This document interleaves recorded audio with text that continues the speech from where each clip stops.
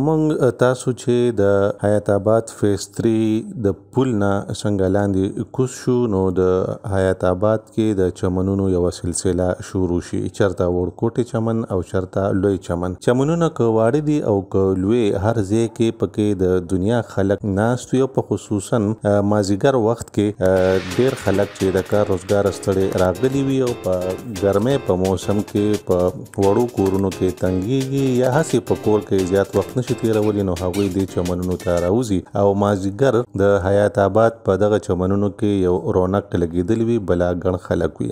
د چمنونو اندازه تاسو د دې نه لګولی شئ چې د فیز 3 د چوک نه واخلې تر باغ ناران د چوک پورې چې بني آدم راګرځي او واپس فیز 3 چوک ته راځي نو په دغه یو روډ باندې قریبا د اتو نه واخلې تر لسو پورې واړه لوی چمنونه موجود دي او په هر یو کې ښه ګڼه ګوڼه لګېدلې وي. دا مخامخ چمن چې تاسو ګورئ د دې خپل یو خصوصیت او خپل اهمیت دی. دا د حیات آباد باربیکیو پارک دی. دلته کې غوښې ورتېږي. بیخي ټیک خبره ده چې په اختر په ورځو شپو کې خصوصا او په عام ورځو کې بالعموم عام خلک او ځوانان چې د تیکو خوړلو شوق کوي هغوی د پارک ته راځي او د حیات آباد انتظامیه دلته کې دا تنظیم کړی دی. 3-4-5 دورچې جوړې کړي دي او په هغې کې مختلف سیخونه لګولي دي ځایونه یې جوړ کړي دي چې څوک هم په سیخونو کې تیکې ورتوي هغوی د پارک ته راځي. یخې هواګانې هم اخلي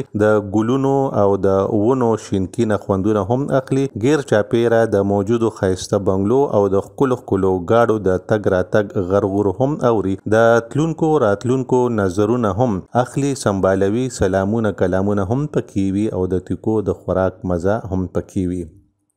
دا باربیکیو پارک دی او موږ تاسو کتی شو چې دلته کې اوس هم خلک موجود دي. نور خلک راځي او د دې ځای د مازیګري نه خوند اخلي. که وکتی شي نو مازیګري په تیرېدو دی او په دې ونو کې چې دا تاسو رڼاګانې وینئ دا سم د ماښامه رڼاګانې بلې شوي دي او دا ځکه چې دلته کې د حیات آباد د نورو روډونو په شانتي یا پارکونو په شانتي د سولر انرژي سیستم برابر دی. نو څنګه چې نور په ښکته کېدو شي دغه لایټونه ولګیږي. دا مخامخ چې سپینه دورچه تاسو وینئ دا د باربیکیو اولنې ځای دی چې دلته کې خلک تیکې ورتوي او دغه مخامخ ځوانان هم تاسو کتی شئ چې ناست دي په ګپو شپو کې مشغول دي. دا لایټینګ د دې غرض دپاره شوی دی چې که د شپې څوک راځي نو چې هغوی ته په تګ راتګ کې یا په سیل سپاټه کې تکلیف نه وي تیاره نه وي یا که ماشومان زنانه راځي نو هغوی ته هم د رڼا سهولت موجود وي. دغه مخامخ سپینه دورچه چې ښکاري دا بله د باربیکیو دپاره جوړه شوې اډه ده. دې ځای ته مونږه او تاسو نږدې ورشو نو بني آدم کتی شي چې شاید اوس هم دلته کې تازه باربیکیو شوي وي یا وخت جی بالکل دا سکاره مونږه لیدی شو چې مړه سکاره دي وخت یې شوي دي او دلته کې هم د باربیکیو مزې اوچتې شوي دي.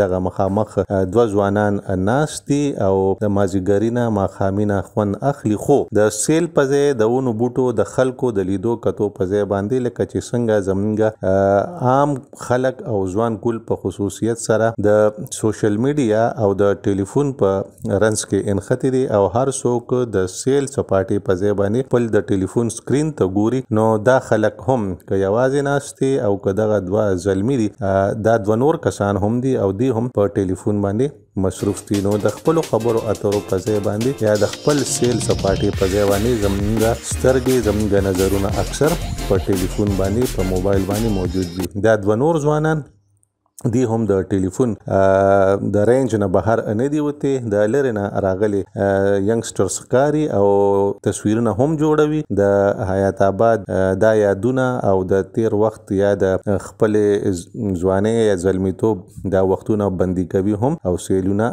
هم کوي. دا پارک کې تاسو کتی شئ چې ځای په ځای باندې مختلف خلک ناست دي. واړه هم دي زاړه هم دي زنانه هم پکې دي ماشومان هم منډې ترړې وهي. په چمن کې د کچو دغه میدانونو نه علاوه ټریکینګ هم جوړ شوی دی، پخې لارې هم شته او په باد باران کې خلک په دغه پخو لارو باندې ګرځي راګرځي او د چمنونو نه د یخو بادونو نه او د ګلونو نه خوندونه هم اخلي. دا مخامخ تاسو کتی شئ چې د BRT لوی بس تیر شو، صفا سوتره ښکلې ګاډې په دې صفا سوتره ماحول سړک کې چې تیریږي نو خوند هم کوي او بني ادم چې ورته ګوري نو دا ګمان یې ډیر کم کیږي چې ګنې دا د 100 کالو مخکې هغه پیښور چې په ویګنو په مزدو کې په ګټو کې به خلک ورننوتي وو، په ګرمۍ کې به پکې په ولاړه او په ناسته خولې بهېدې او سفر به کم کولو، جګړې به زیاتې کولې. اوس د BRT د دې بسونو د ایر کنډیشن بسونو له وجې نه یخ پخ سفر یقیني شوی دی او د جنګ جګړو ریشو هم راکمه شوې ده. دا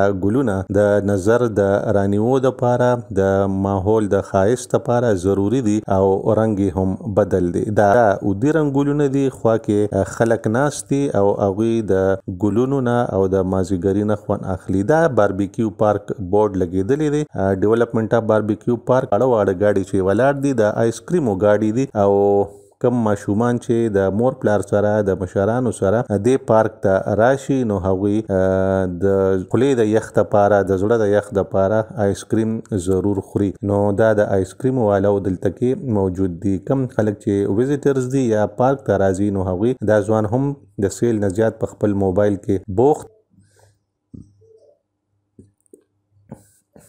دا مخامخ چبوترې جوړې دي او په دې کې هم خلک کینی پاسي.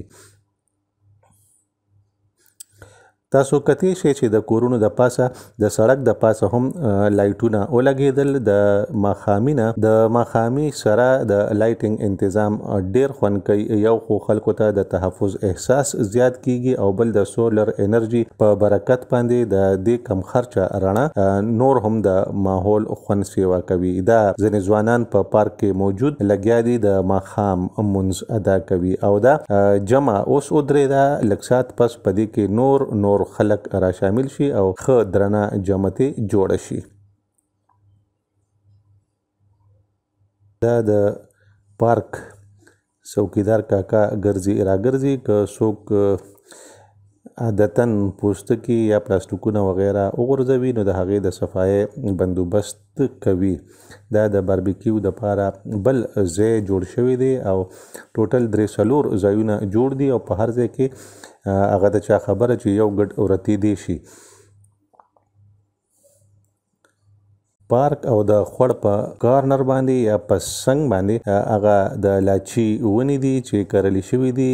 آب و هوا هم ښایسته کوي، خوشبویه هم مازیګرۍ ماښامۍ ماسخوتنۍ معطر کوي او هسې هم زمونږ د شینکي ضرورتونه پوره کوي. لاندې خوړ دی او بره د پارک. ډسټبینې ځای په ځای لګېدلي دي او خلک یې استعمالوي هم او په کار هم ده چې مونږ دا ډسټبینې استعمال